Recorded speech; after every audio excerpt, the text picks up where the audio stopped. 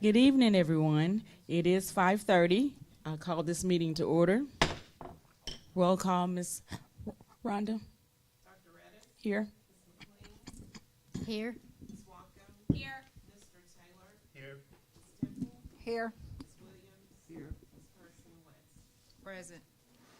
The first thing on our agenda is executive closed session.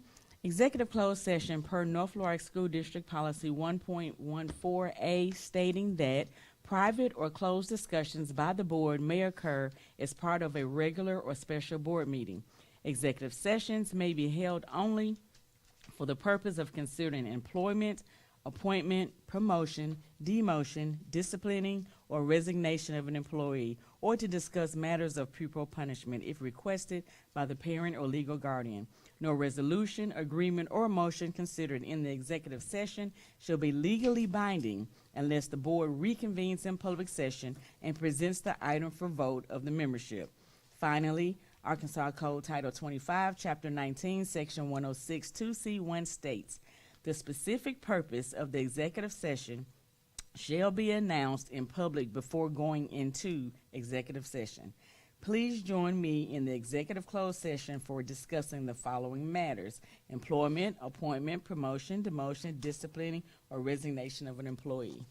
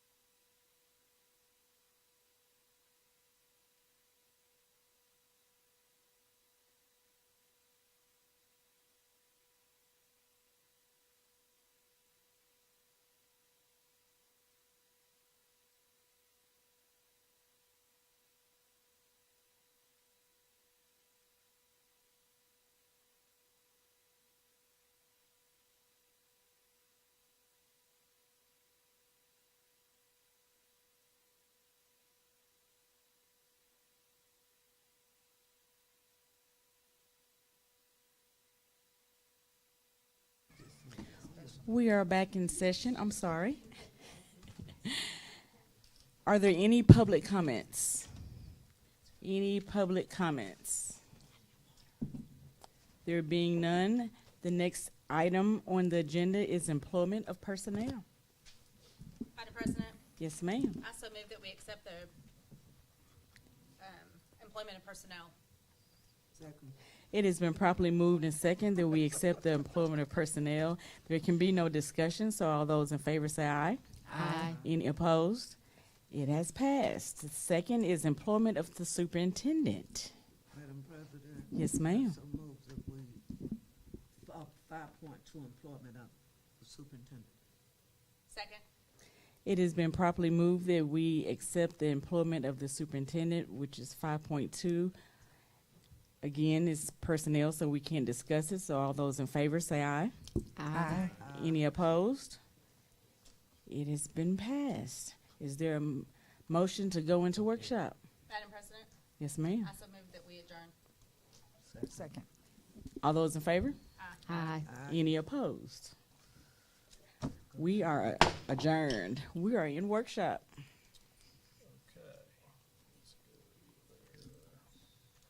The North Florida Middle School project work prior to millage. Yes, ma'am. Let me go. Hang on. Let me go to my meeting. Board workshop. Pulled up. So, Madam President, members of our Board of Education, first of all, thank you for extending my contract. I greatly appreciate that. This isn't us. Yeah, it's 1.1 is the middle school project work prior to the millage. That's okay. That's okay.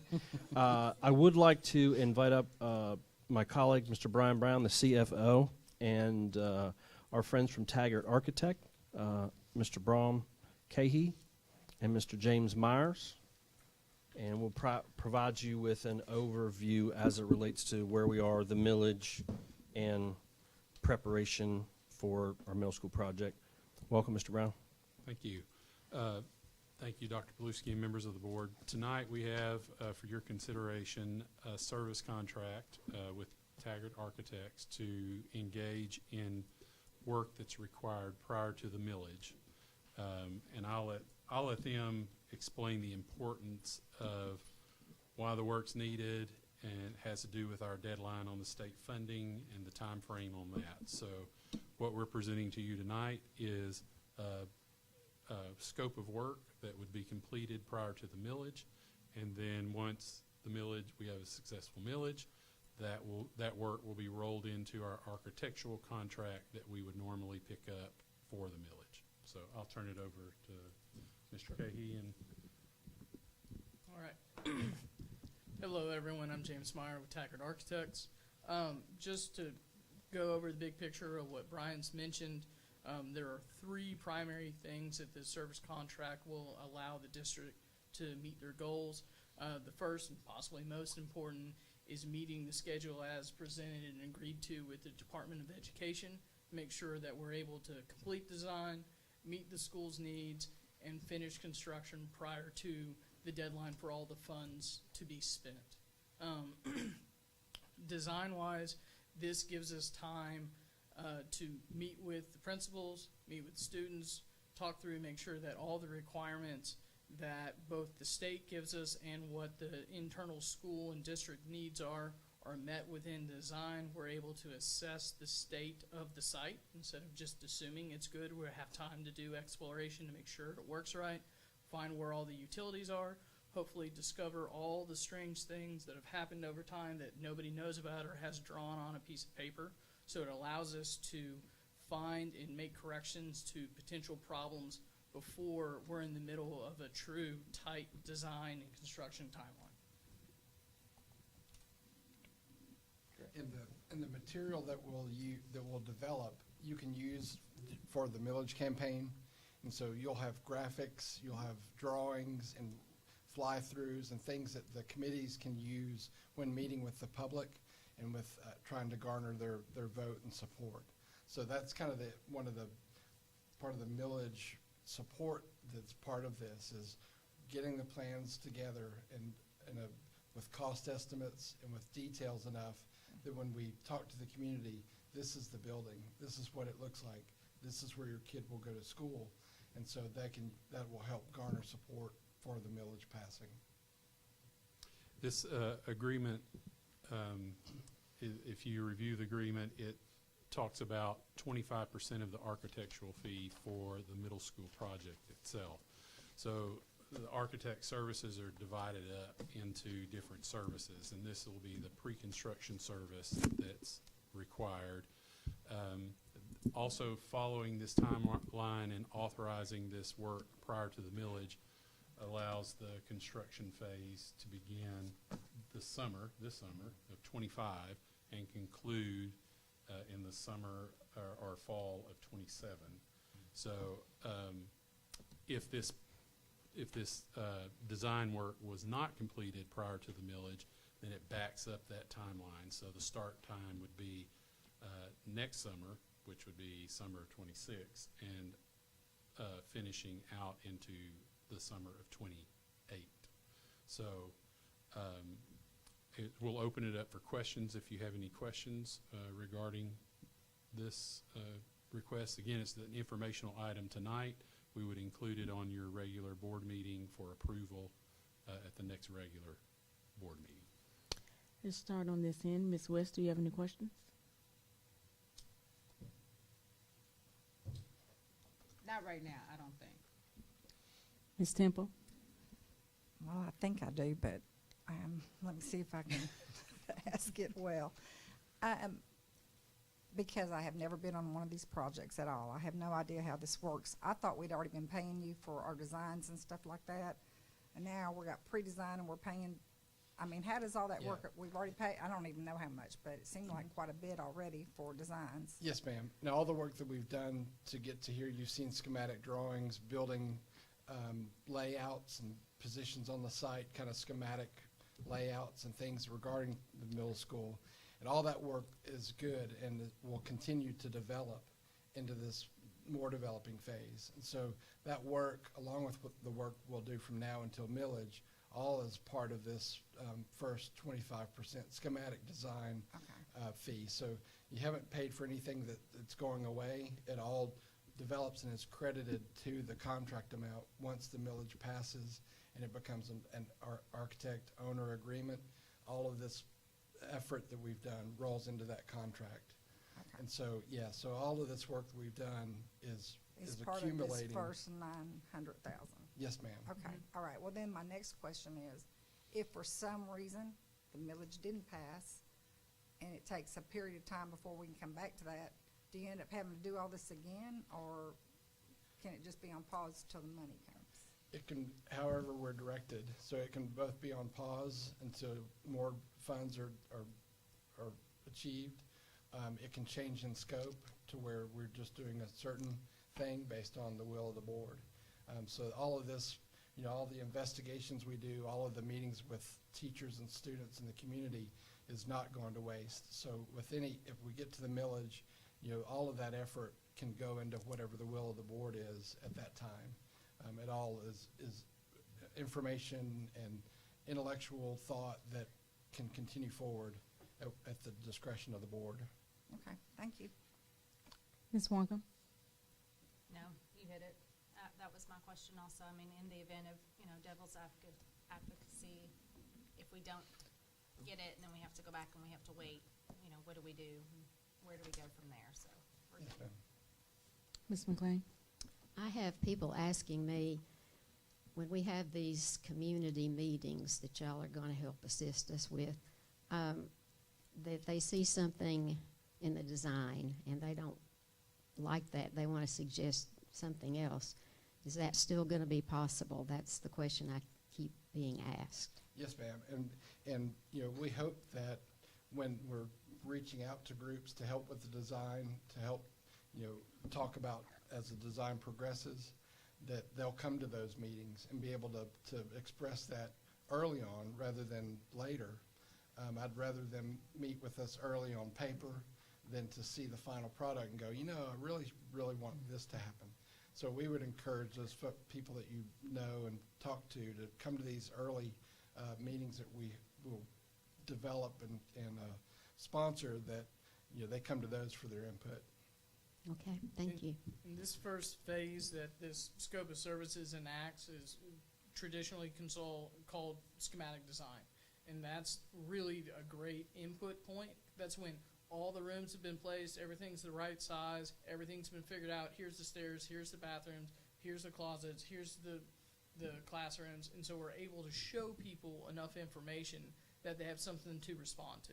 The point we've done up to now is the first 5% of work. And so we've been able to identify it's going to be about this big, we're going to have this many rooms, but how all that's laid out, how it works, where the mechanical goes, where the electrical equipment goes, that hasn't been figured out yet. So that's what this next phase is to really prove that everything's going to work, it is what it is, it's predictable. We're able to go do an itemized cost construction estimate instead of just guessing by, it's about this many square foot, and in the last 5 years, schools have been built for about this much, so we project it to cost X, Y, or Z. So this gets us to that first great information point to have real confidence in the information in front of us. Great. I mean, I know that the middle school campus, those teachers are anxious to see everything and talk with y'all, so I know you'll be having meetings with them for sure. Yes, ma'am. Good. We hope so. Yeah. Hope that everybody will come and attend. Ms. Okay. Williams? This goes back to a question that Ms. Temple asked. Like, you all did all the work for us for the first thing of trying to get the millage. So that work that you did prior to this, was that a separate invoice? It was paid at that time, and Okay. then so this will be a continuation of that. So that work that was done before the earlier vote, that's part of this number. Okay. And then we'll just continue to work and invoice based on the work that continues forward. Okay. Yeah, so there's not a separate work over here and a new separate work over here. It's all just continuing under that schematic design phase. Thank you. Mr. Taylor, any questions? What impact of us having to go back for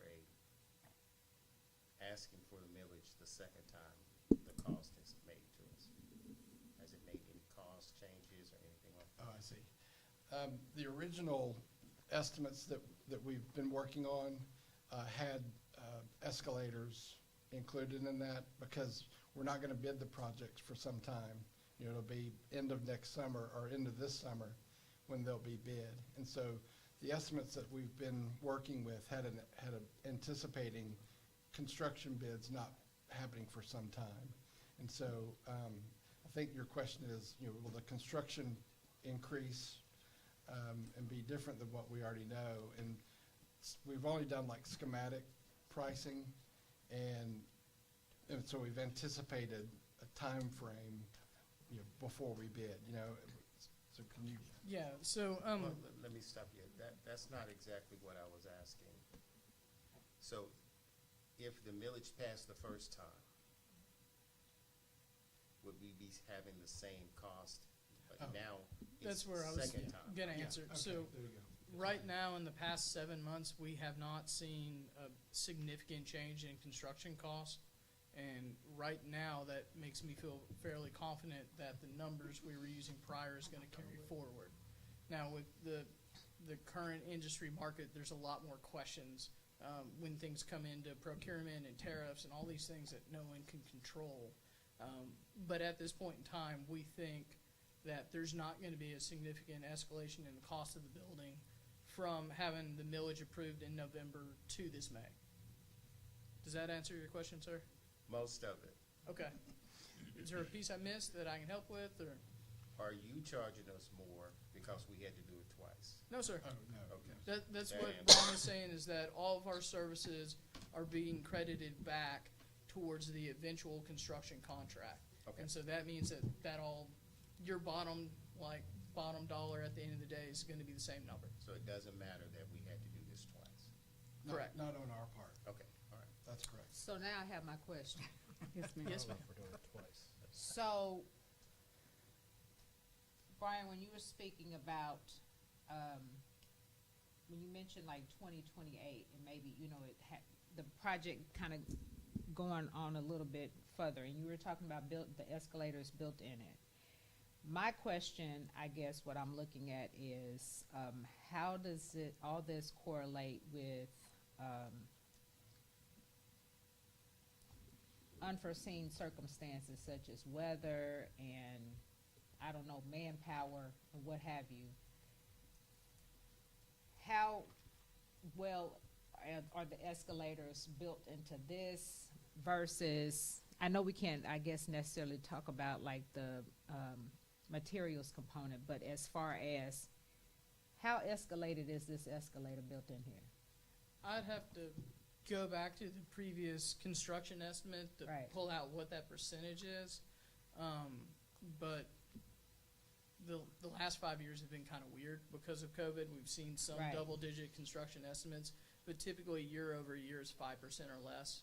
And I feel like the escalator on this job was 7 or 8%, just because there was a question of if we were going to go after this last March or last November or this May. And so there's been some plans for a healthy delta there, and we've not seen that change come out of the construction industry. So while prices stayed, fairly flat for a year, that helped us make up a 9-month drag that we hadn't planned on. Okay, so it's probably fair to say that just looking at it from this standpoint now, it's probably fair to say that it's enough escalators built into this to where we could say it's gonna hold steady as far as what we're looking at, if everything were That's to be like on certainly time frame, right? Correct. That is Okay, certainly gotcha. our expectation, and that's part of why we think it's so important that we go ahead and get approved to do some of the site discovery and find out, like, how is the dirt on that site? No one's seen under the ground for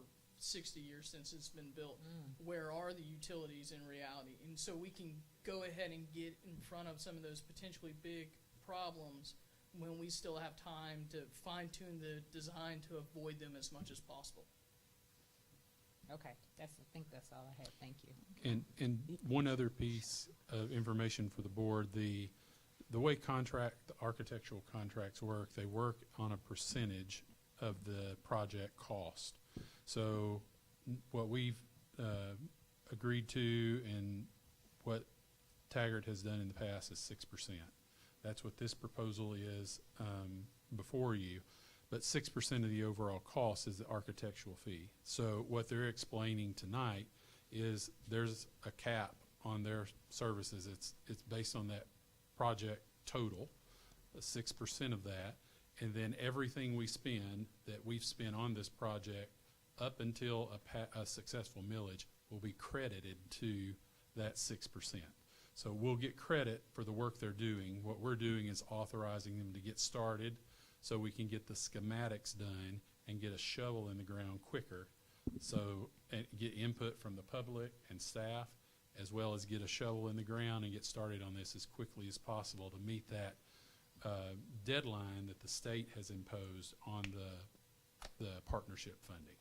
So as you recall, they have a deadline for us to sign a contract. They also have a deadline for us to complete the project. So we're just trying to get in front. We got an extension on the contract requirement to sign the contract. We feel certain that with a successful millage, we're going to get the same extension on that deadline as well. But this gets us started so we're not in a tight time frame. Every dollar we spend is a dollar that's credited to that contract once the millage passes and we do a formal architectural contract with them. We'll get credit for the dollars we've spent on the project thus far. Ms. Temple? All right, so if it ends up costing more, so if it goes up another $5 million, does that, your fee go up, or is this fee set at this point? No, it's based, this is based on an assumed, what the board had kept, the 64 million construction costs. That's for the project, and so we backed out an estimated fee from that. So the building cost is 60 million and some change. And so if that number changes, that fee amount changes too, It because does. it's Okay. tacked on to the construction amount. So it could that work was- both ways. If the It project, goes if the down. project cost comes in at 55 million, 6% of that would be less. If it comes in at 65 million, 6% of that would be more. So we're doing an estimated fee there of 60 million on the project itself, but these additional schematic designs that they'll be working on will allow us to get better better estimates of the project cost itself. So we'll know whether we're running into a problem under the dirt. We'll know those things ahead of time, and if they can work around them, they can. If we have to have it fixed, then we would. But right now, we're estimating 60 million on the project, the construction cost itself, and if it varies, so does their fee, and it could be it could be more or less Okay. depending All on right. the variation. Okay, just wanted to verify that. And then my other question, I don't have all the information in front of me, but I know we have a deadline to complete it to get paid.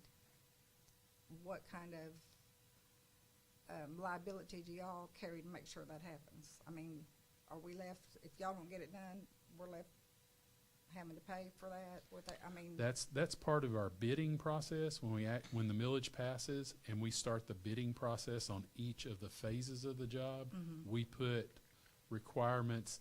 The architects, they actually put requirements in each of those jobs, so they'll give time frames for each section. That when that goes out and vendors bid on building walls or pouring the foundation, there'll be time frames set up by Taggart to make sure that the project stays online and on task to be finished by that deadline. And that's part of your contract with your eventual general contractor or Construction construction manager is you set that time period that's allowed for construction. And there's some modifiers in there that are clear cut and called out in front, and it's either weather days recognized by the National Weather Service or things of that nature. okay, but I guess again, who makes sure that happens? Is there something in the contract that says if you're not completed by this day, you lose 10%, or you Yes, those are pay built if- into each contract that Okay. we sign with vendors. There's time frame requirements within each service that's performed, and then there's Penalty. also in there, if you don't, here's the penalty. Okay. So each service that is bid out has that component in there. So it's been customary on projects we've worked on recently to establish liquidated damages, that if they extend past this time, then they're imposed a certain cost amount for not being able to use the building or paying for a note until you get to occupy the building. So there will be liquidated damages assigned to each of those buildings. Okay, okay. Any other Question. follow-up questions? Yes. Back to you. Yes, ma'am. In reference to what Mrs. McLean said, what would you all be showing differently from what you've previously shown? So it will show things in more detail. And so the floor plans before were basic blocks. Here's classroom wing. Now we'll develop those into individual classroom spaces with these things going on in those rooms. The elevations were schematic. They showed windows and walls, but we'll get exactly what material that is. We'll walk into spaces and determine what finishes are on the walls or on the floors. It will be more specific than what you've seen before, but it'll be building on that schematic idea that you've seen before. So we just basically take that idea and develop it, massage it more, giving more information to that idea. So Can I this ask you will a give you, question? this will give you more detail. You've seen an outside picture. Now they're gonna Right. go inside, develop that detail down to how many receptacles are on a wall. Where chalkboards are located, which So wall. it will exceed the visuals that we've seen before Yes, when they ma'am. had it on social media. Yes, ma'am. Okay. Yes, ma'am. Weren't you here when they built other schools? Yes, ma'am. I thought so. So what is it different that we need to do? We had less than 1,000 people who did not vote for the millage. Can you tell us anything as a board, what you see, what do you think need to be done, or Have you presented everything to us? No, there'll be more items to present, and like they'll be like similar to like the fly arounds. Those are very informative, where you walk through the front doors and you see the reception and you go into a classroom. It'll be that kind of information that people will see and identify with and go, this is something I want to support. I mean, giving people more information about what you're going to build for their students, they'll support it more. If they don't know much about it, if they don't know much detail, I don't know. I'll just stay home. But if we work with getting the information, work with the community, bringing people that we know to these meetings, and refining it to their design, to their vision, to y'all's vision, and relay that in more detail, it'll spawn more interest. More people will see themselves walking through the corridors and see their students in this building and having the buildings part of the community. Okay. Thank you. Thank you. Which made me think of one more thing. I'm sorry. Yes, ma'am. Will you be working closely with like maintenance and custodials to make sure that the surfaces and stuff that you pick are easy to maintain and that type of thing? Where Yes, if ma'am. they need a certain amount of storage for their floor machines, or are we going to have floors that they have to use for, that kind of thing? Have you had that discussion with them, or will you have that discussion We with them? will, and we have. Your facility staff, we've worked on recent projects together, and I've known them for years and years, and we've kind of had lessons learned through all these buildings. And they come to us and say, okay, we want this kind of control system, and then we model everything after this controls. We don't like this type of wall covering. We don't do that. So we've got a lot of institutional knowledge because we've worked together for so long, and we absolutely will turn to them for guidance and help, and don't do anything that they say won't work. Yeah, because they're really the experts in how these buildings work and how they use the buildings, and we need to use that knowledge. Okay, thank you. I would like to just go on record. I mentioned to Dr. P a while ago, I would like to see Ms. Hamilton, one of your PDs, your early release Wednesdays, make a mandatory meeting that you guys are meeting with the teachers. That way everyone has a voice. And I say mandatory at least once. That way everyone has to be there. And if they did not show up, that was their voice. That was their opportunity. So we're going to have many meetings, I understand that. But I want every teacher to have their voice so they can say if they want cabinets with locks or without, whatever it may be, whatever that conversation is. So thank you for that. And we'll have to do the same for the 6th grade, too. Yes, Not of only course. the 7th and 8th grade. Yes. Of course. Well, the great thing of going last is my questions usually are all answered. Thank you very much. Thank y'all. Thank you all. Thank you. Thank you. Next, we're at 1.2 ADE K through 12 cybersecurity policy. So, Madam President, members of our Board of Education, as Mr. Riddle is getting ready to just do a formal overview, what he is going to roughly talk about is a requirement from ADE having a cybersecurity policy. You'll notice, and we want to make sure this to the public, that the policy is not there for a reason, and he's going to talk about that, which are part of some of the directions that we've been given from ADE. So, Mr. Riddle, welcome. Thank you. Good evening. So with ADE, okay, I don't have the headphones on, so it's weird out here. What ADE has recommended here, so the reason it's not publicly listed, is they've gone along with the guidelines of keep it secret, keep it safe, because it's guidelines for our cybersecurity posture going forward as a whole for K-12 education. The questions, and I'm sure you have a lot of them, probably best not to answer them in open, as that I don't think anyone nefarious is watching, but in case it might potentially give away vulnerabilities we have. But I'm happy to answer them, email, or if you want to call me or anything You like just, that. what, filter that to, Yeah, absolutely filter that through, Yeah. right through Okay. Mr. Riddle. I just Okay. asked that you copy myself and Colonel Mhm. Stanger on that.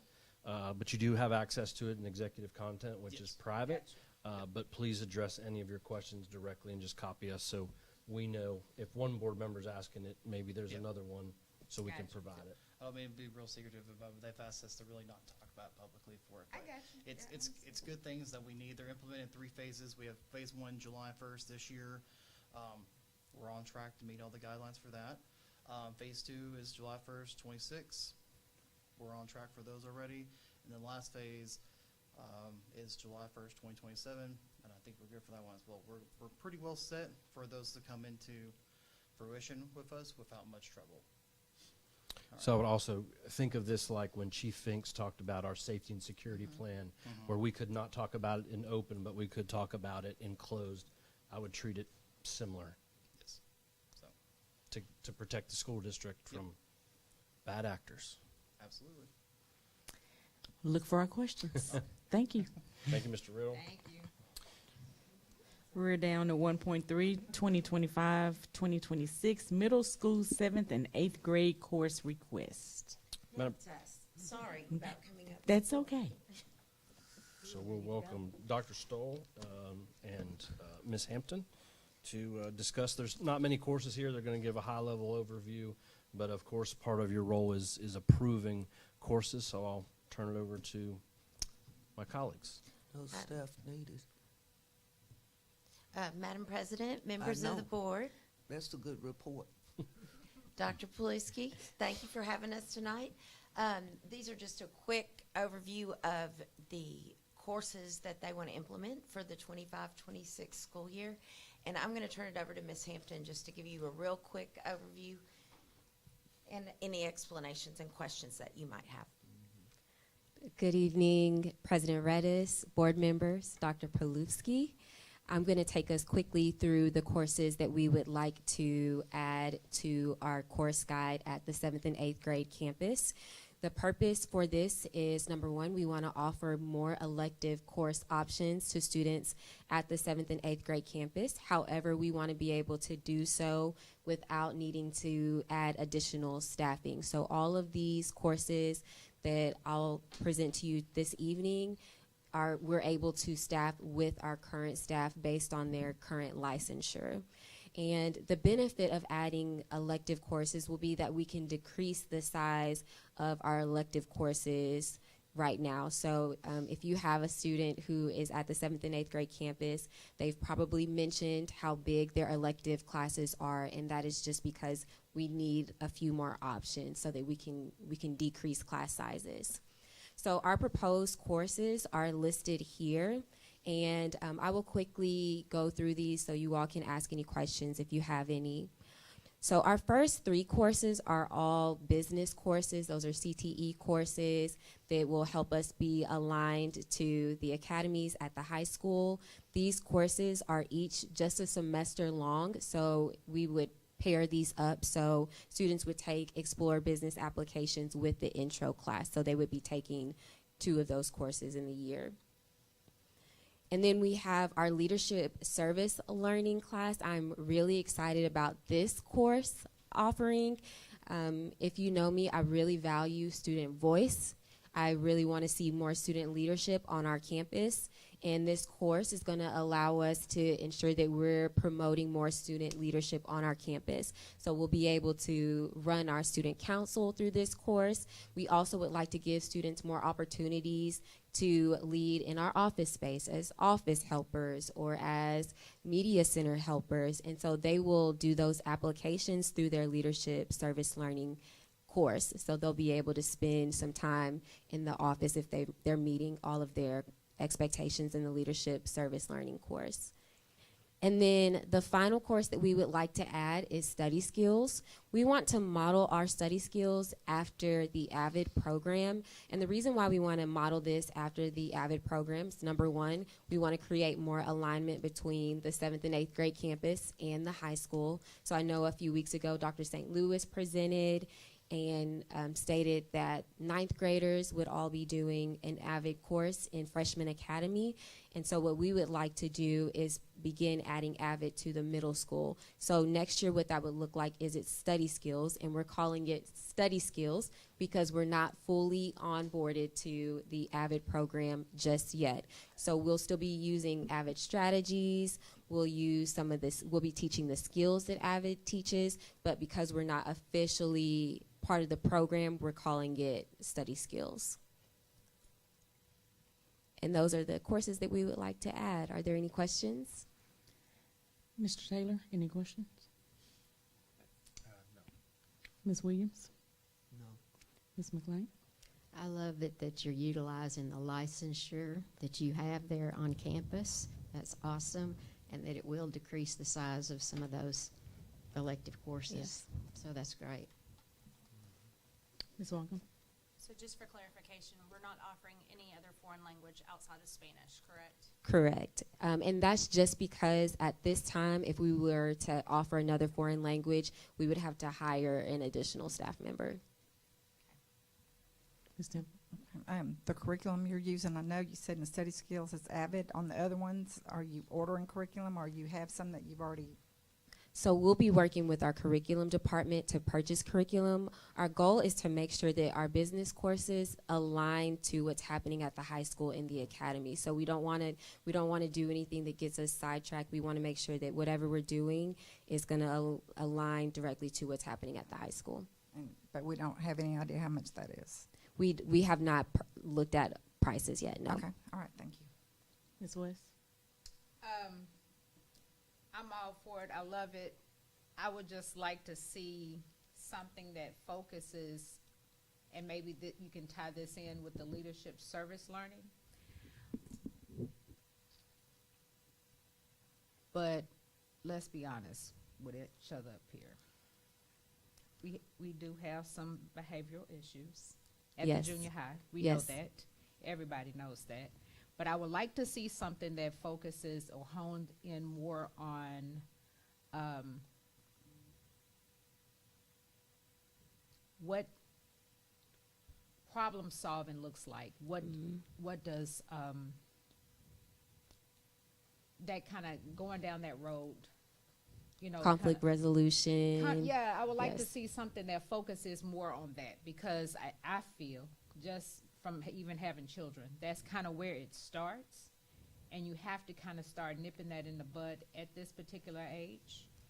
And I think that you can tie it into this leadership service. Absolutely. However, this is kind of almost an issue all on its own, because we can't solve all of the problems, but I think that it needs to be maybe a little bit more done in that aspect on this particular campus as it relates to the behavior issues and focusing more on the conflict resolution. I'm not being a Debbie Downer of any of this, by no means. I love it.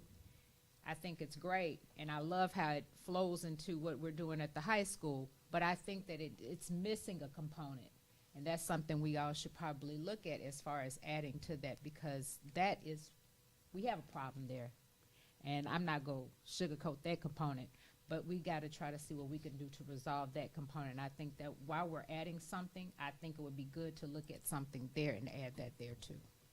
So I do want to add, if you recall this year, and to your point, Ms. Person West, with our school counseling department, each of them have been trained.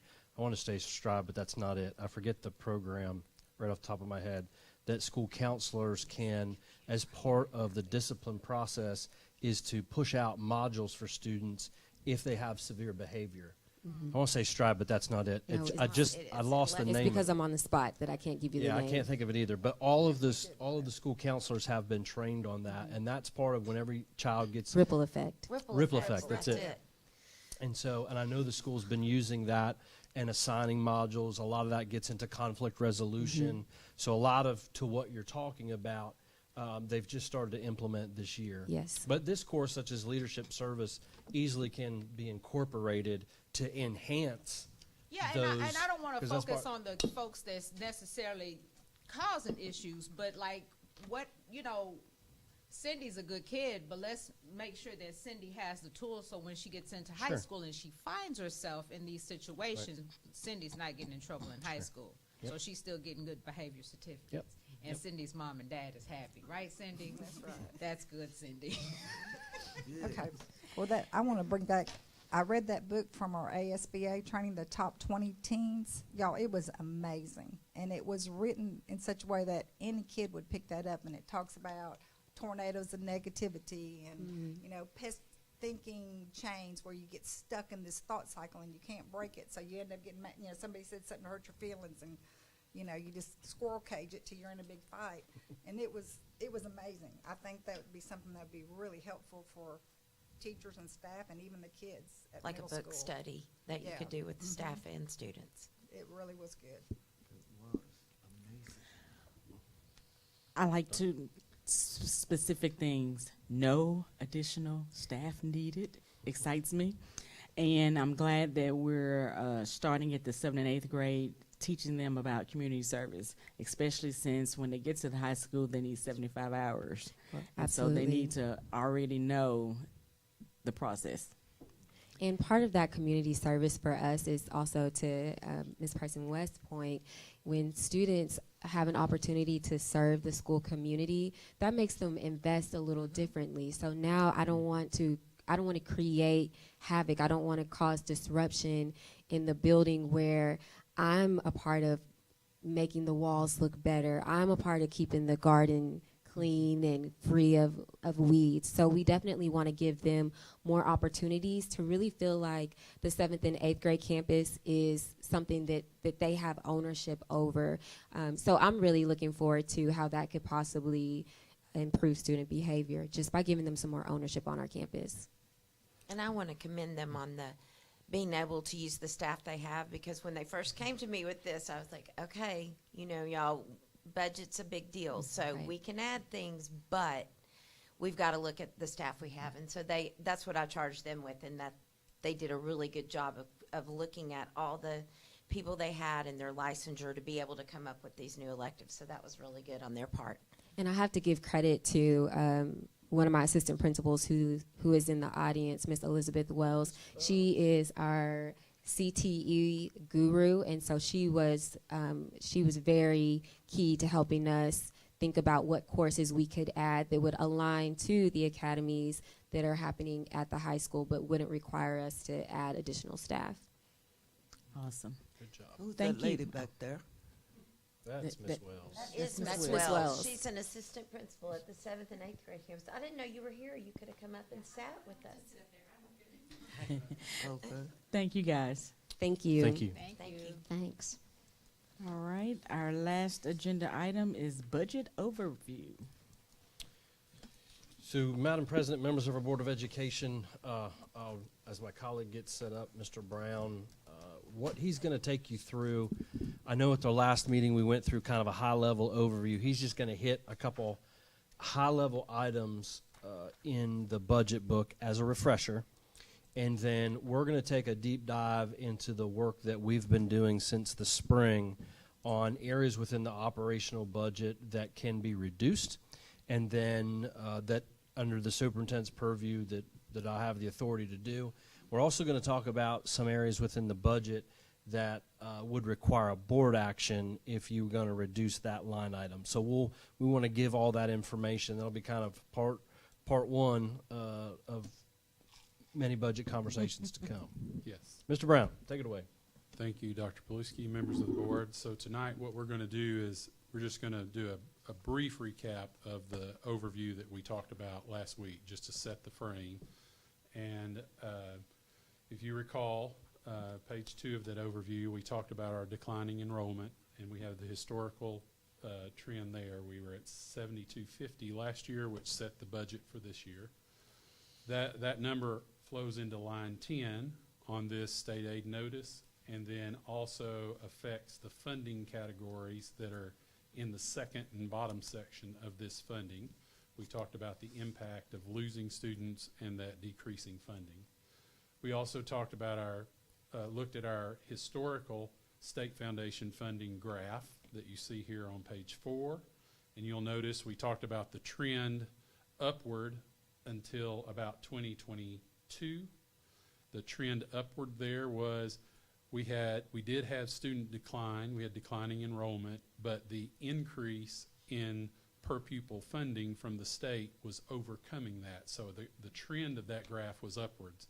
But recently we've had losses of ADM that outpaced that funding increase from ADE, which causes the tail end of this to have a trend downward.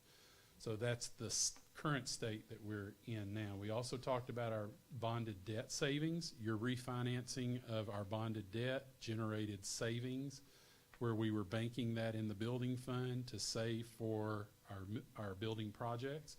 We talked about fiscal year 26, this particular line here.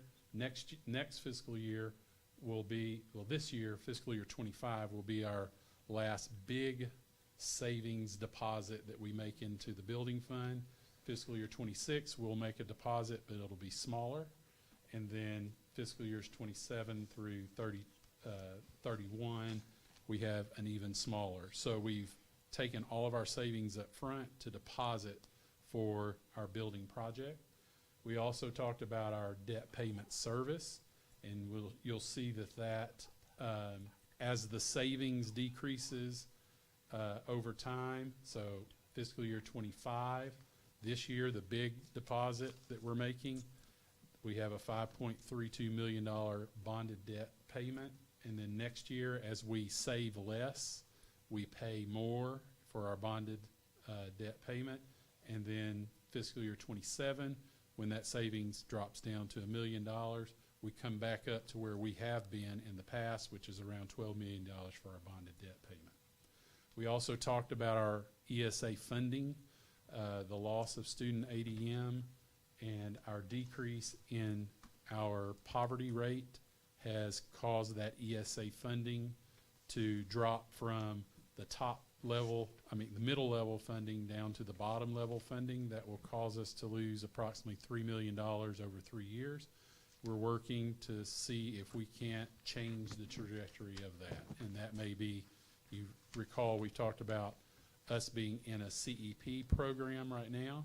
We've talked about maybe recertifying CEP at a higher rate if our numbers change for the positive, or changing programs, going to a provision 2 where we actually send out the, sorry, I'm vibrating here, where we change our method there and go to a provision 2 instead of CPE. We'll send home forms for families to complete and sign in hopes that we get that level up to the 70% mark. And then we hit the final page of that overview, just summarized everything we're talking about. There was a state foundation funding loss that's due to the ADM decrease. We also had the ESA funding loss, which is related to that poverty index. And then we had ESSER salaries that we moved over into operating. That was the reorganization that was paused last year. So that equals the $5.1 million that we're charged with looking to balance the budget.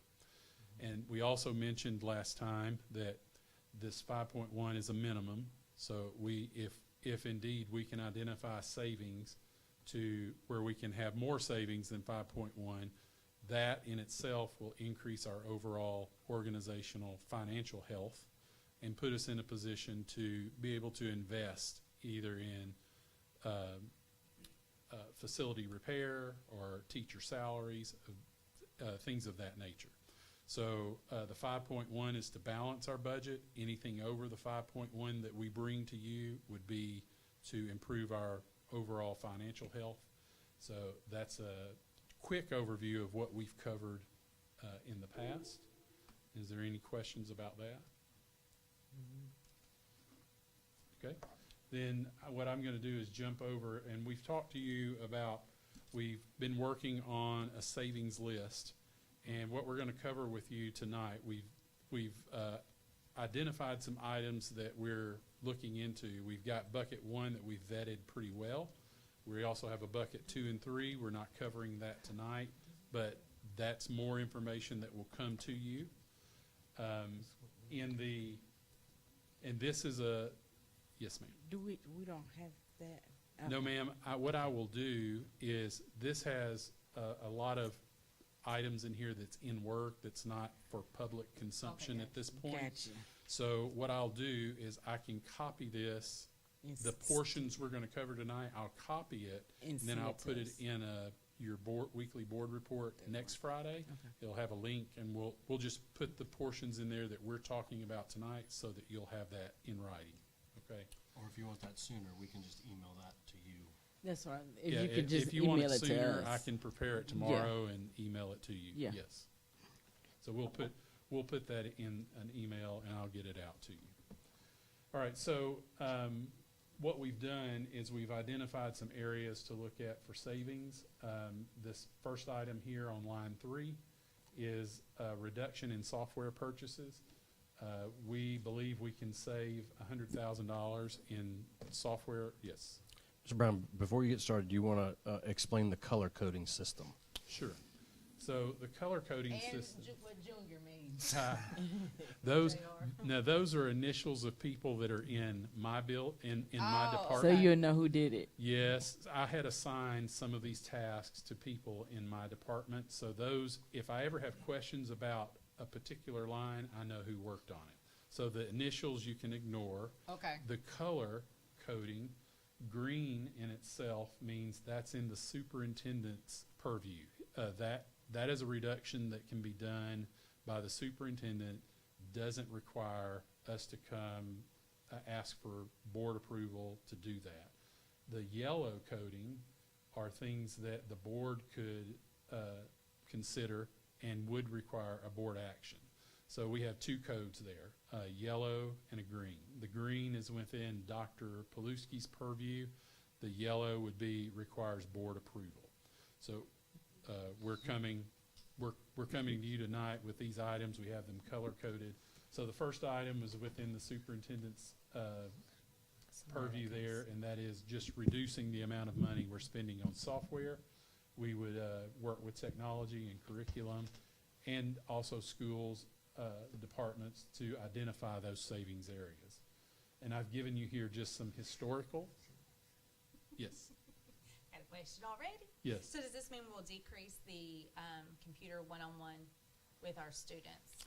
No, this No, is just software only. So this is software only? Software This is only. not the actual laptops? This isn't, okay. Right, so all the things that site licenses that we pay for that are currently going through an inventory. And Okay. what we are doing right now, and Colonel Steiner is leading that with Mr. Riddle, we want to see if I'm just making this up, if we're paying $50,000 for a license for whatever, but we're only seeing the trend in usage that they're only using it 10% or 20% of the time, and that's exactly right. It's not a good return on its investment. So a lot of that is what they're doing right now in the deep dive, and we feel pretty strongly that we can reduce $100,000 right out of that line item out of the gate. Okay. Which makes Very sense. good. Which makes sense. That's fine. Just wanted to thank you Okay. for clarification. Just want to make Yes. sure where we're at. Okay, you said the yellow is, that's action, and the green, you do it automatically? That means if Dr. Paluski, if we talk to him and he authorizes it to go, it can go based on his authorization. So green is superintendent authorization, yellow would be board authorization. Okay, he may authorize it, but we still have a say-so. Yes, ma'am. Oh, you didn't say that. Yes, ma'am. All right. Okay. And then line number 4, eliminate adult food budgets. And I've got some historical data here. You What can does that see mean? What is that? that's food that's purchased with district funds for Training adults, or for training, whatever. for Board meetings. Board meeting. Right. Everything? Yes, ma'am. That's just everything totaled up for food purchases within the district, using district funds. Okay. Maybe we want to cut that if we get that food back. We're also, I've met with, on line number 5, I've met with our synergistics partners, actually met with 3 of them today, but I'd met with them previously. I told them we wanted to make sure we're following our energy guidelines. We're going to make sure that we get in there, follow the energy guidelines. We can reduce that energy consumption by $300,000. Yes, ma'am. Okay, I'm all for this, with the exception of when we have our teachers working late or when we have students and we're sitting in there and we're sweating because the heat or the AC, whatever, went off at 3 and the students don't leave till say 3:30. Y'all have heard my complaints. Sure. I'm speaking of the voices of Sure. of my people, of my teachers and staff members, so I'm all for it. But the moment that I'm in a PTA meeting and I'm sweating, y'all gonna get a phone call. Sure. Right, So so- there are processes in place for if there are, of course, we have standard operational windows, but operating outside those standard windows, there's a method and a process in place to notify us so that air can continue to 3:30 or 4 or 4:30. We do have those operations in place. Normally, when something happens like that, it's usually that notification that it's needed beyond a certain time just didn't happen. I'm not saying that that's always the case, but there is a process in place. So if a teacher is working an hour late in his or her classroom, all of those buildings have an override. It's a manual override in their classroom. If the air goes off at 4 o'clock, they're working till 5. They have the ability to walk over, hit override, and they get an hour override on their, even if they're By themselves, the only one yeah. in there. Yep. Now, I will And say that doesn't require additional notification. That's available to them if they're in their room and they need that override. So will this affect the start time of when the AC kicks on in the morning? So come August, September, we know it's 100 degrees. We know that high school, middle school is hot as Hades. And when the kids get there at 8:15, 8:30, bump it up 1,000 degrees, and our AC just kicked on 10 minutes ago. No, we have, Just I mean, wanna our verify. first priority is comfort in buildings during Very operation good. time. I'm all That's for our the first savings, priority. but I just want to make sure that we are So not I'll putting give our you, children I'll give you some and staff. examples of how this will materialize. Mm-hmm. We'll make sure that we operate within those classroom guidelines that the board has adopted, that 72 to 74 range on the temperatures. Okay. But we're doing things in addition to that. So, and we've already started it. So, for instance, Mr. Glover texted me 2 weeks ago, and he said, this is going to be a mild weekend.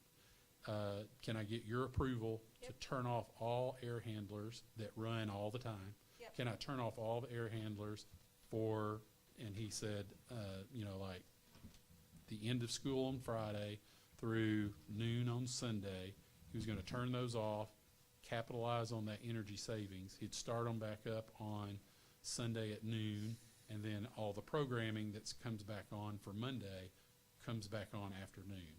Okay. I told him certainly. Those are the type of things we're going to do. And then if someone emails me and says, I need air from 5 to 8 and I need it in 10 rooms at the high school, well, Mr. Glover's going to be there, and if he sees 8 of the 10 rooms are being used, he's going to turn off 2.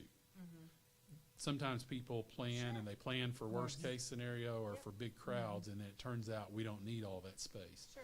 So he will be there, and he will optimize that. If he says, if it was requested for 5 to 8 and they're done by 6:30, we're going to shut everything off at 6:30 and capitalize on that. So we wouldn't leave the programming Okay.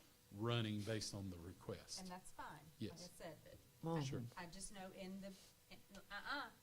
no, I get the most phone calls on this, and I'm in the schools after hours the most out of any of y'all. No, I'm there. No. This No, is I was one going- we're going to talk Hey, about. excuse, I was just going to ask a question. I know we pay this company for energy. What The are one I they voted doing? no on? That's what I was looking at. Uh-huh. They come in and give us a check and say we're doing okay, but how is that? our teachers Is are that sweating. part where you're eliminating them? No, this is utilizing them to generate additional savings. So what I just explained with Mr. Glover, he's part of that company. So he's utilizing nights, weekends to generate additional savings in energy when the building's not being operated. But we're not having to pay them more. No. Okay. No, this is part of their service to us. Okay. Okay. Yes. We're not paying them any additional funding. That's what I'm talking about. All right. Stand in the corner. Line number 6, we're looking at decreasing departmental and school operational budgets by 5%. That would generate about $300,000. What is that? Budgets That- for departments, Ms. Williams. Budgets for departments, finance, HR, communications. An example of what? Give me an example. So HR may have a budget of $150,000. Mm-hmm. We're going to decrease their budget by 5%, a minimum of 5%. So we But would they'll decrease. still be able to have. They'll have a budget. They'll still have a We're budget. just going to reduce. Yeah. Okay. Yes, ma'am. Line number 7, eliminate district cell phones. Not eliminate all of them, but there will be, we're reviewing that list and determining the need, the employee needs of those phones. But you can see that our cost for cell phones is over $65,000, but we believe we can reduce a lot of those costs. Line number 8 is related to a policy that the board has paying longevity to employees that retire. So this longevity is a payment to employees that are retiring from the district and through Arkansas Teacher Retirement that have 15 or more years of experience with the district. That is a yellow line. That would require board approval for that to happen. But I have costs here from 22 to 24 for longevity payments. And this, of course, is an estimate until people declare their retirement. We don't have that figure, but this is an estimate that it would be around $80,000 that we would save annually on that. Line 10, reduce health insurance contribution to state minimum. If you'll notice here, the state minimum is $234.50 per employee per month.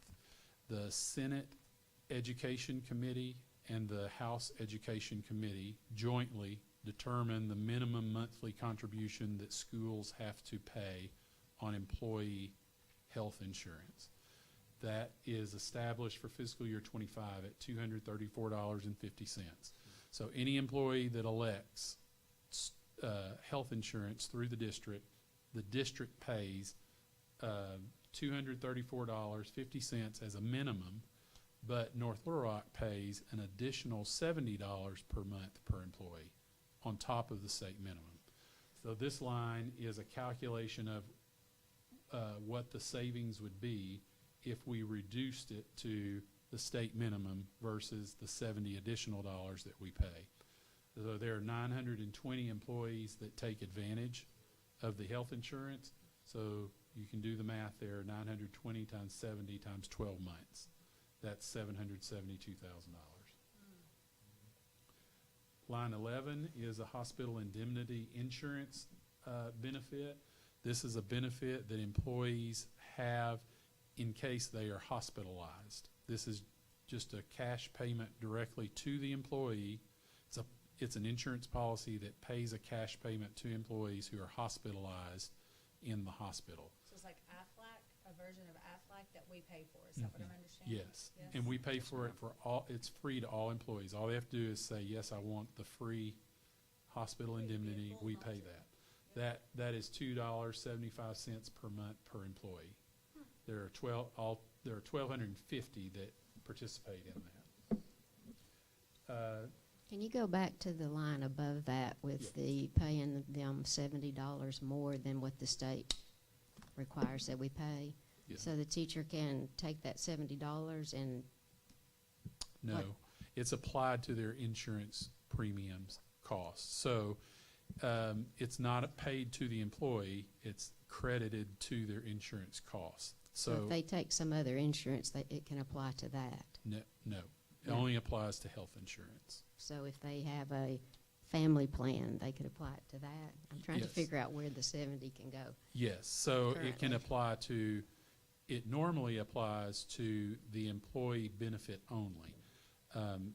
But they do get the benefit of $70 additional regardless of the health plan that they choose. So it could be the employee only, it could be employee and spouse, it could be employee and family. Any of those plans, we pay $70 above the state minimum toward those plan costs. So for an employee to have that benefit, they have to take the insurance with the district.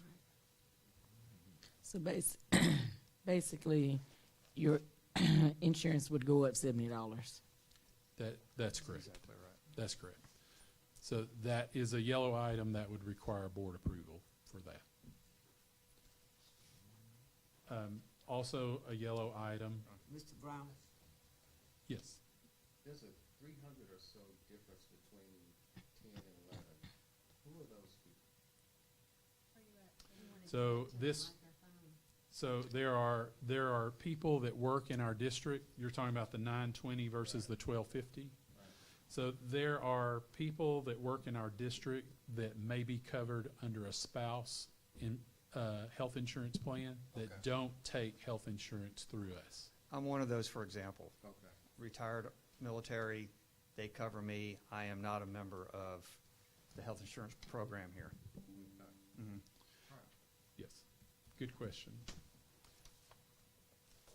This line is free to all employees. We pay the entire cost of that hospital indemnity program, and that's why you see a large number there of employees that participate in that.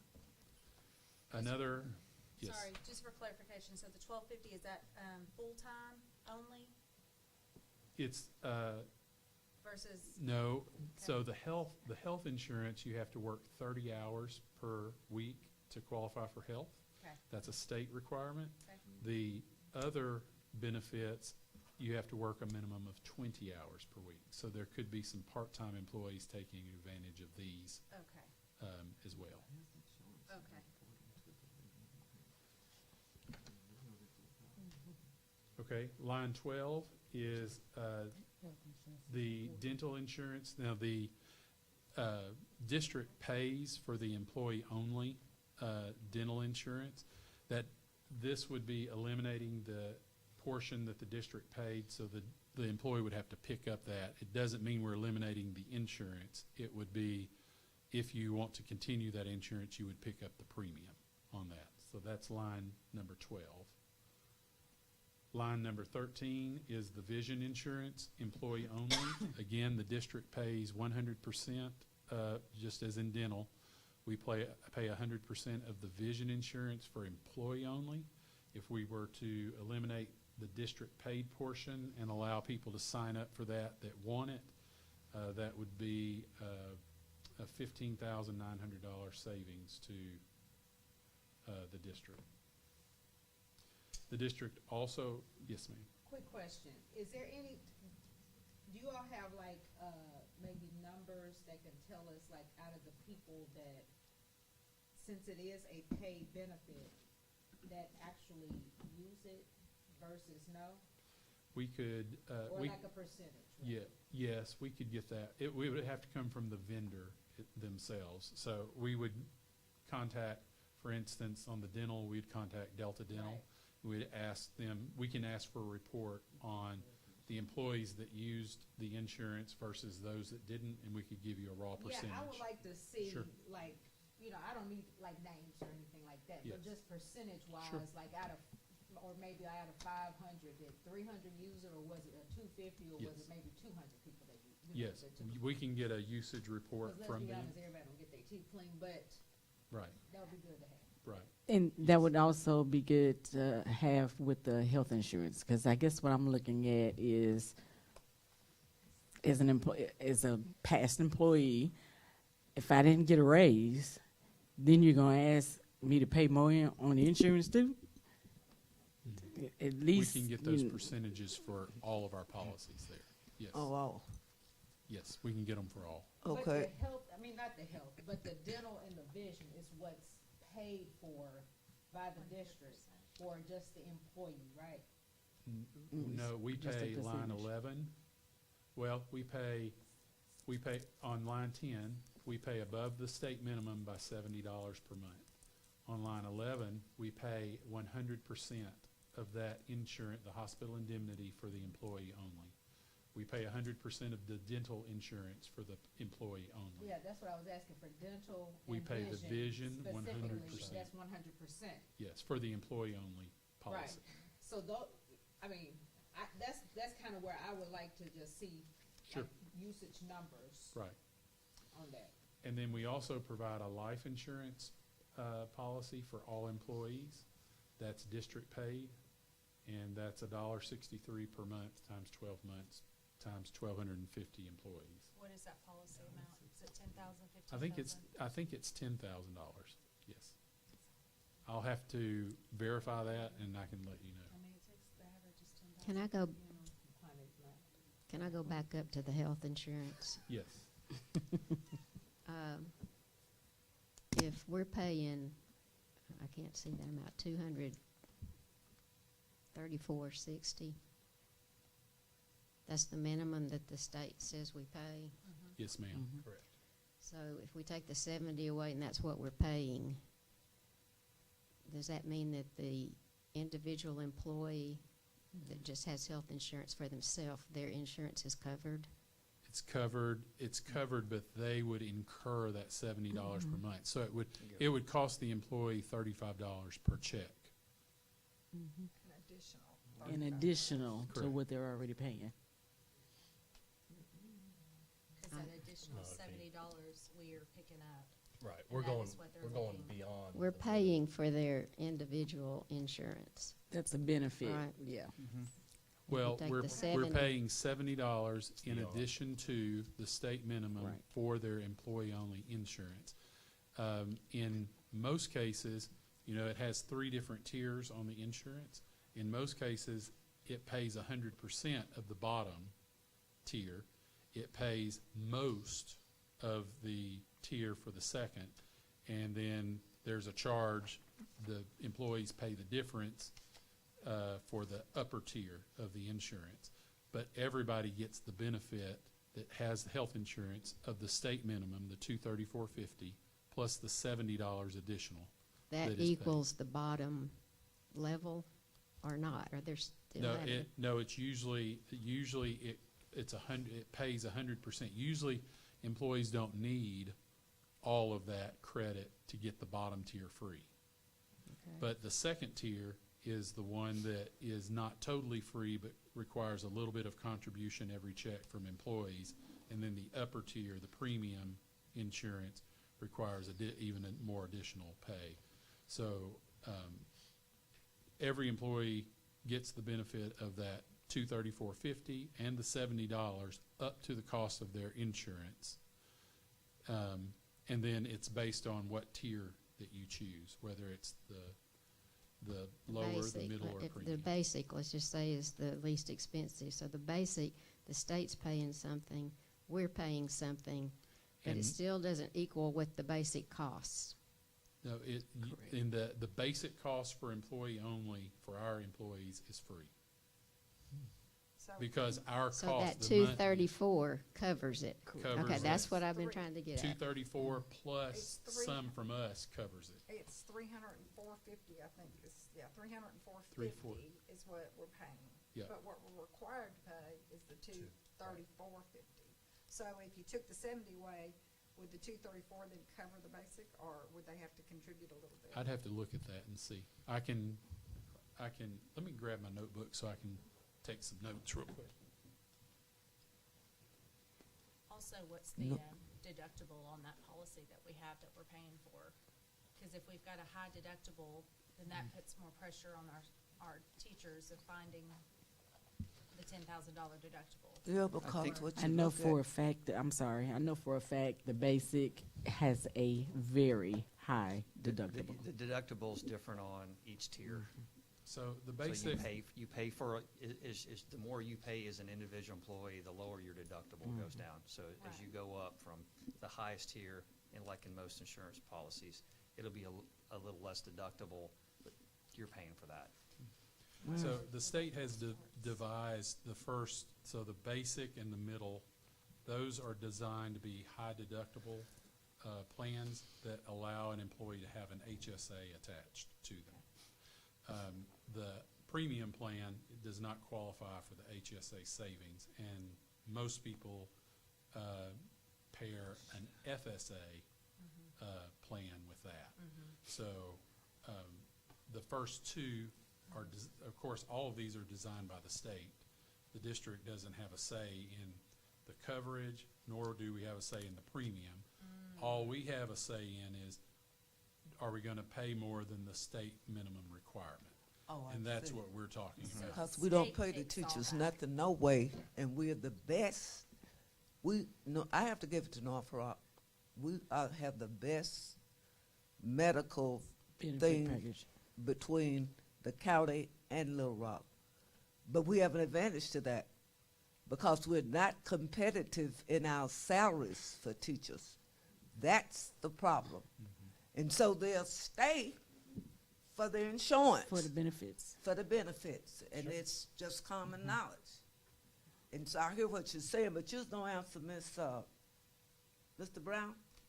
You was gonna answer somebody's question over there. I was asking about the deductible, but he stated that was picked by the state. So we don't even have a negotiation room where we can go to, say, Blue Cross Blue Shield or Delta Right. Dental and say, hey, this is what we want. Can you work with us? I mean, we've got 1,600 employees.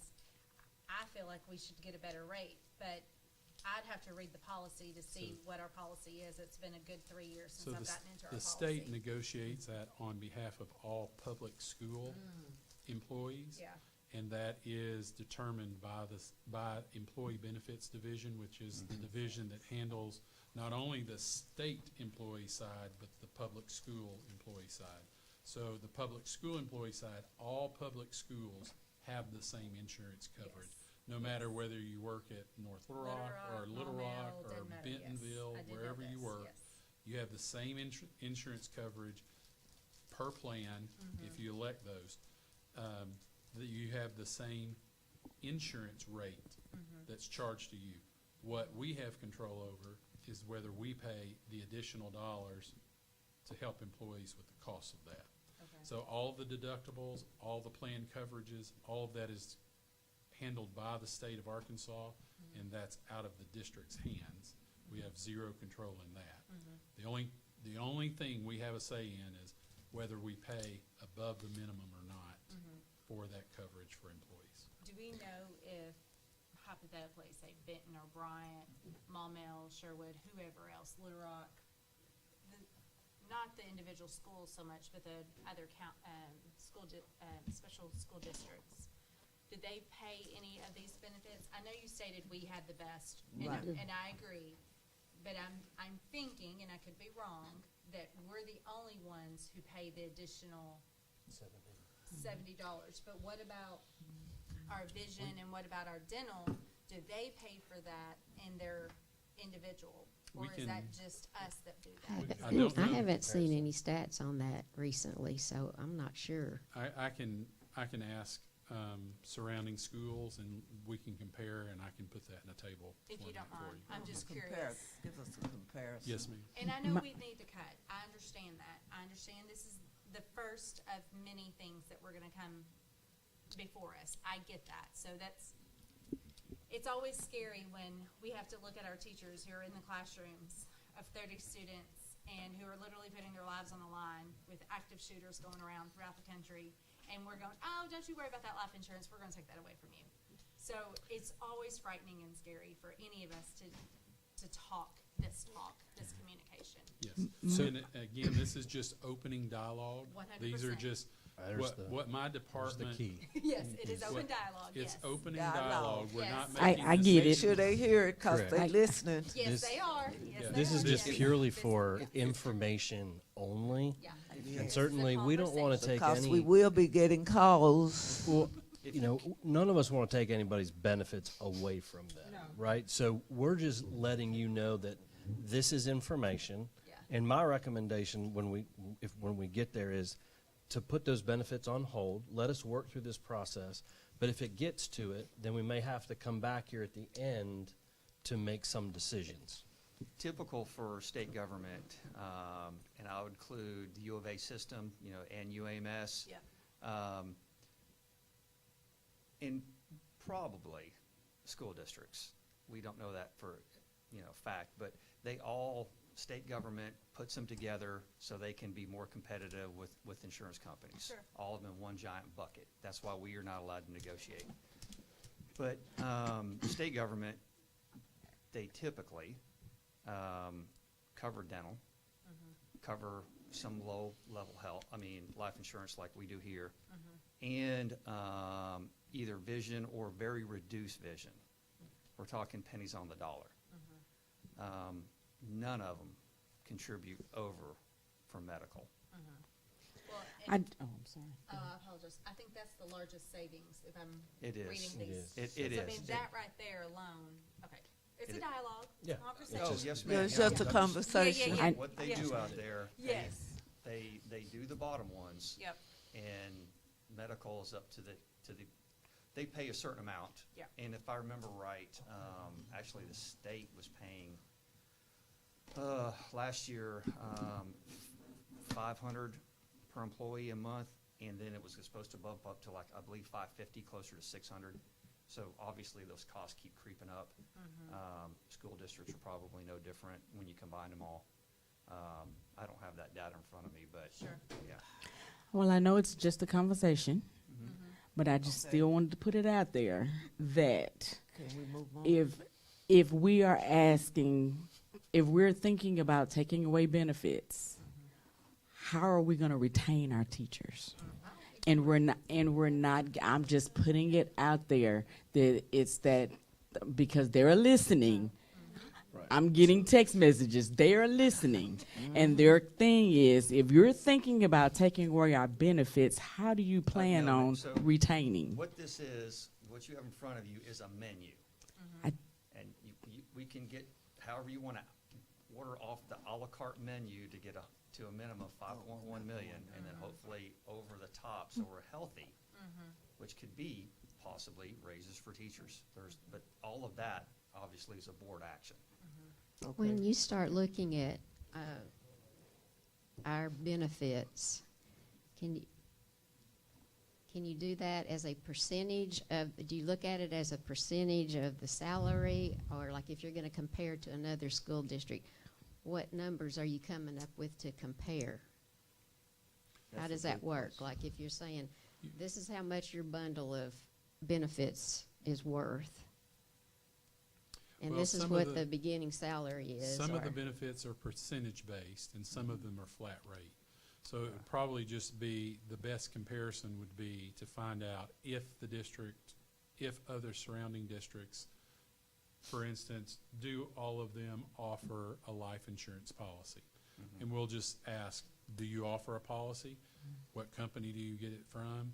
What do you pay per month for the employee? That'd be good And then to we'll know. compare those flat rates. That'd be good to know. And we'll Other compare 'em. benefits are Okay. percentage based, and that, of course, depends on your salary. So different employees would have a different percent, based on that. But I think the best thing for us to do would be to compare a list of benefits that other districts provide, Yeah. and then the cost of that to that district. So we'd ask for what we'd ask for is a per employee per month cost on that benefit. Then we can compare with ours and see how we go.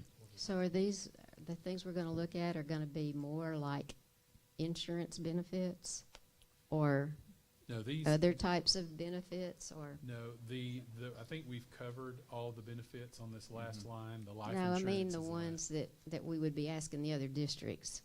We're just asking about insurance So type I would benefits. suggest everything you see in yellow that is under your purview, we will go track that down from the other school districts so you can get a comparison on every single yellow We'll item. find out. Do Yeah. they offer this benefit? Yes or no? Some of them may, some of them may not. Some Some of them may. And then if they do, how much How much? Right. do you pay, or And how if- much does the, Yes. I'm sure the board members have other recommendations too when we look at what we've been presented.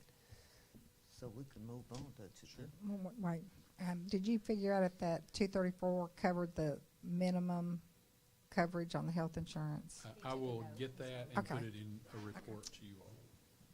I'd like to know too, how many employees are just on the insurance for themselves, and how many we have for families. Those are the two categories, just the employee Or we've got the or percentage spouse. that doesn't, elect to have our insurance because they're using their spouse's insurance at another, Yes, in another job. yes. All my spouses. I'm tired of these texts. Can we take the phone away? You know what they're saying? We don't get no pay. I'll make it clear again. Nobody said we're taking anything away. This is just information. That's right. Calm down. Dialogue. Okay, Brian, what else we got? So we understand the vision, we understand the life. Cancel school department cable TV. Why do we have cable TV in education? Well, I mean, that's a good question. There's just cable TV feeds that are run through different sections and offices throughout the campus. We just determine, in this day and age, you have the ability to stream. We don't need the cable part of that, so this is Correct. part of our plan. That's a green item. That's one that Dr. Paluski can push go on, and it's an item menu on here. Okay.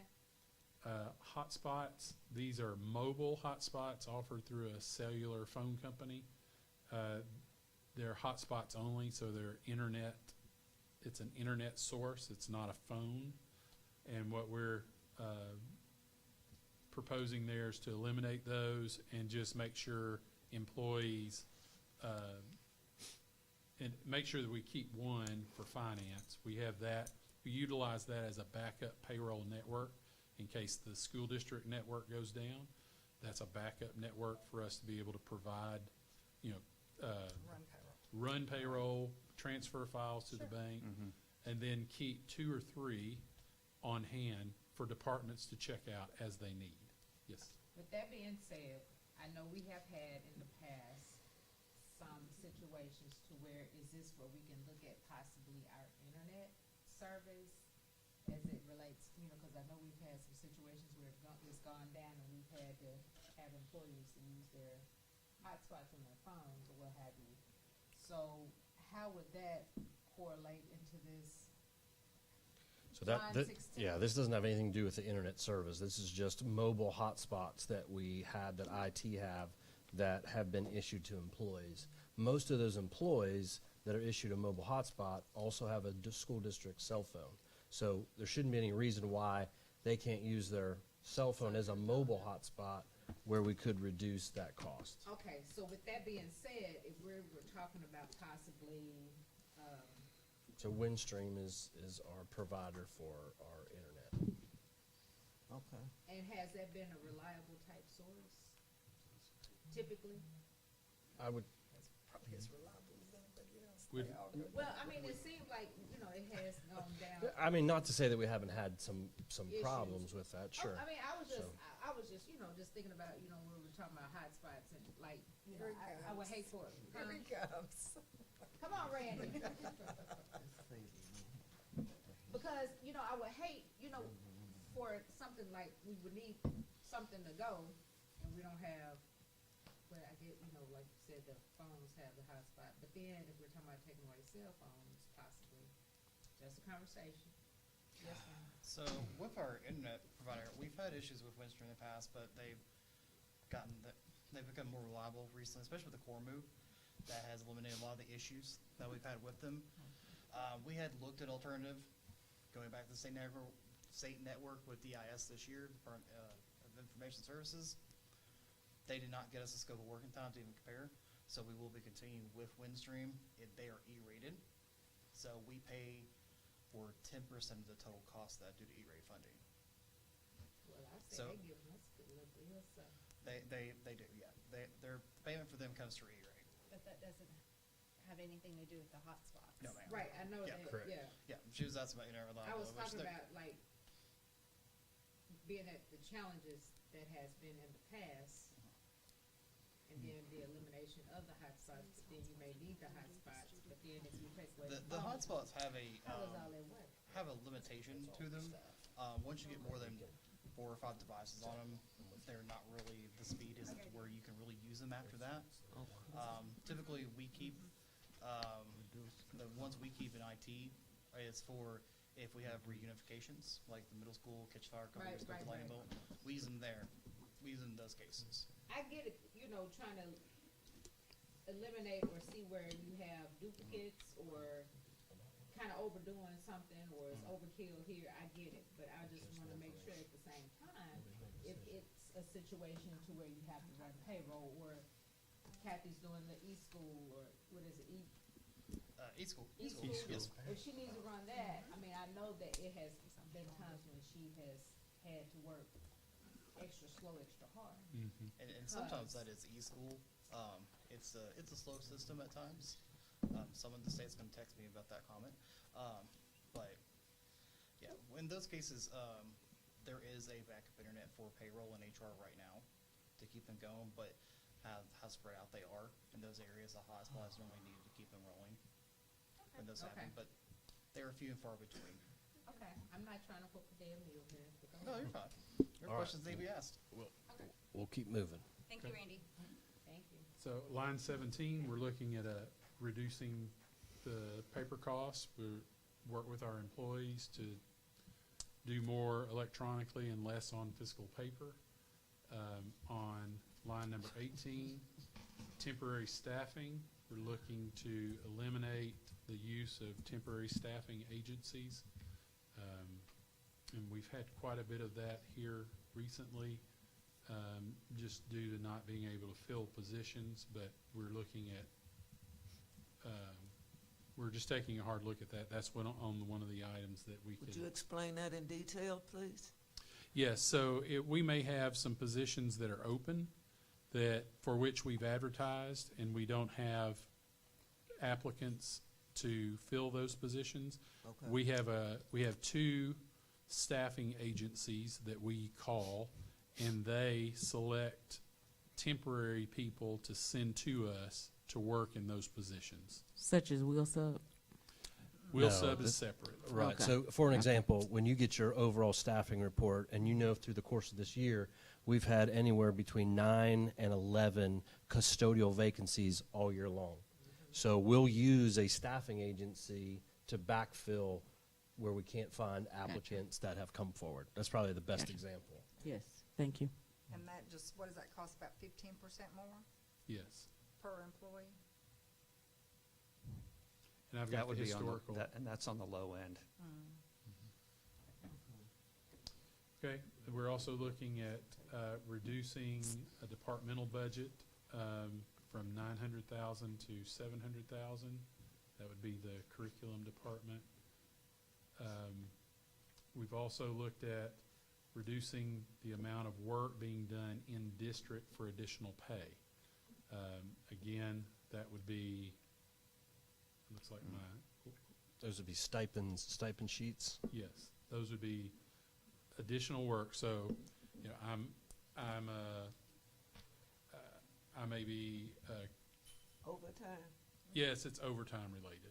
Like I'm a bus driver Now, you after got I teach all day. timesheets Yeah. And so I paid get with overtime pay. to drive the bus. Yes, Can ma'am. I see you got time sheets paid with pay code. I'm gonna ask you this. Those people who clock in, do we clock, if they clock in, then when they go to lunch, they clock out? Do they clock back in when they come to lunch? It's a part of your e-finance. I guess that's what I'm coming from. You all got that down pat on documentation to save money. Reason I'm asking, we could be losing money by folk clocking in one time and not coming back That's why I was asking, is it connected to the finance company? Usually, the clock in and out is related to the start and end time of their day.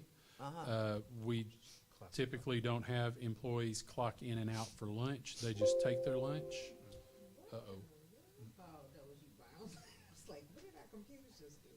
I guess we'll know it's time to end when my battery dies here. Okay. So, I mean, to answer your question, we utilize a clock in time to start the day, a clock out time to end the day. Okay. We don't pay based on the clock. We pay based on their contract time. So Okay, so when they they can do leave, anything they want to all day. Don't even no, they're have to be there. supervised. They There's work. no connection. They work, and they're supervised by a supervisor. They're on time. We utilize the clock to make sure that we're getting a minimum of 8 hours work from the employees that are 8 I hour. know how that clock worked though. We'll discuss that further. Okay, We can move on. all right. And then the last item on this page is line 23. There's a tuition reimbursement. In the policy, it says, we have a policy that says we'll commit $50,000 for tuition reimbursement.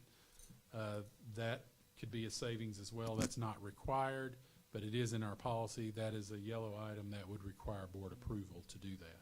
So what I've done is just totaled them up. The lines that are green under superintendent purview is 1.4 million. The lines that are yellow under board purview is 1.2 million, 1.298 million, for a total of 2.7 million on this first bucket that we're talking about.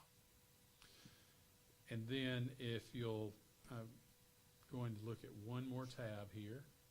So just keeping a running, this is my total tab. So keeping a running total, bucket 1, under just the superintendent alone is 1.4. So that's excluding all of those yellow items at this point. It's just the green. It's just the green. So all the yellow items, which includes benefits, are not calculated in here. It's 1.4 on bucket 1 list. We also have some vacant positions that we're looking at absorbing. We have some that are school-based. We have some that are district-based. And right now, our lists are at 1.4 for school-based and 1.0 at district-based. So and we're giving you this information to show that we're working towards this 5.1. We have more work to do. We'll see where we can get with vacant positions and things that don't impact employee benefits. But there may be a need for us to come back and have those conversations with you. This is just our opening gate. We're beginning the discussions about the options that are out there for us to try to balance our budget. So one more time, this is just a discussion. It's a discussion. This is not what we're planning to do. We're not asking We're for just a vote on talking this about it. tonight. No. And you are giving us the breakdown difference between what's in the superintendent's purview and what's in the board's purview as far as making the decision. That's correct. So, and also when you talk about the superintendent budget bucket, he hasn't presented that yet. Well, That's just something. That's that- the green ones That's what we just went talked over, about. Ms. Williams. Huh? That's all the lines that are green. So in everything this we- just talked Okay, well, about. when we have our input of what we think we should see to be cut, that be at the next business session, Sure, budget, sure. that's what I'm Yes. saying. Bring in your Or I list. can meet with you if you want. Well, If you have some input, I'll be glad to meet with you. If you want to meet with me, and I can Okay, calculate those and add them to the list. Oh, I don't have to meet with you. I was just saying, since you're gonna have another session with us, I thought that by that time, since you presented this to us today, that the board will have an opportunity maybe to have some Sure. thought of areas they would like to see cut. Definitely. So that's what I was asking. It's an open forum here. Sure. And And everything is just informational. Yes. Sure, and I appreciate that, Ms. Williams. I think that's a good opportunity for our one-on-one meetings. If you have a list of, please come to me and say, hey, here are some ideas. We know we had the teacher survey. We've taken that into consideration. We still got a lot more work to do. There's a reorganization that had been put on hold. That will be coming before you as well. So this is just literally the beginning. I will also say, of the things I know that are in my purview that are in green, But if there's something in the green that's there that you feel like that has to be there, then that's the direction you would give me. If you feel that we need to spend $200,000 on food and you think that's important, then you need to tell me that. I think that would be something in a hard fiscal time we should eliminate. But if you feel that's something that should be in the budget, then that is at the purview of the board to be able to do that. Well, Does that I make think- sense? Yeah. Sure, that's fair enough, Mr. Brown and Yes, ma'am. Dr. P. I sent you the money man stuff. Yes, ma'am. We'll have that conversation. I just want us to see move forward and to do some things, but then we have to still listen to teachers, and that's most important because they are the foundation. Absolutely. They really are. And I've said this once, I've said it a million times. Our first priority is to protect the classroom and to protect school. But at the same time, that we know we've had a reduction in student enrollment. So when you have fewer students, but you have more teachers, it's just, and that's why all those positions that you saw, they're vacant. Nobody has been impacted in what's And been. I think that's an important component too, that we have to communicate too, that, teaching positions won't, are not being impacted. Your in that microphone. particular number. That's just. In your mic. Your microphone. They can't hear you. Oh, I was just saying that, that it's important to, hone in on that component that, teacher positions was not impacted in that particular aspect. It's just an absorption of what's not being used right now. Is where there are due- vacancies, and we continue to work with our schools to make sure if they do need the staff, Right. then we got to make sure that vacancy then would go through. As an example, if you're looking at X amount of sections that you need in Algebra 1, but there's a vacancy there, but if the school can say, absorb that, we don't need it, we've got our 4 sections, we're good, then we could absorb that position. Right. If they need it, then we're going to give it to them. When can we meet again on this, or will we meet Yes. again next week, or? Probably not next week. So Mr. Brown, cut It'll off be your next week. computer. It's gone. Okay, when can we meet? Would How about We don't have time. we do like we've done before, where we sent out some date options, Sure. and then we Sure. pick Absolutely. and go for the majority We could of also those do dates. something during the day if that's the purview. Right. Do like 11 to 1 and do a. Mr. Brown, one more question. You remember how we sent in those questions to you at one time, and you answered them all? yes, ma'am. Is that the way you want us to give you the questions, and you can, the data maybe that we've requested from him, the numbers, so that he can have that, and at the next meeting, he can have it? So maybe we just follow what Dr. Paluski had prescribed there. If you all have items that you want to talk to him about, or if you have numbers you want me to calculate, just get that to him. I'll be glad to calculate those, and then we can either hold that until we have another workshop, or I can put it in a weekly board report or send it to you via email, either way.